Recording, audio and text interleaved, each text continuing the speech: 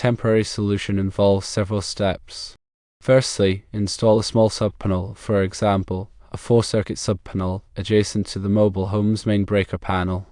Secondly, feed the subpanel by running an 8 American wire gauge wire from the subpanel in the electrical room to the new subpanel. Thirdly, connect the subpanel to the mobile home panel.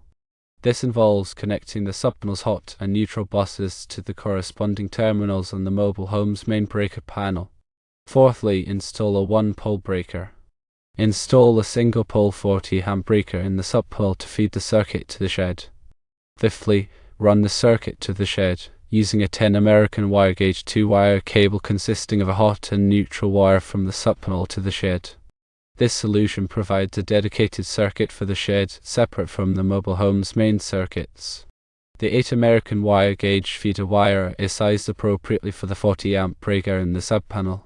The 10 American wire gauge cable is rated for 40 amps as required by the National Electrical Code for branch circuits.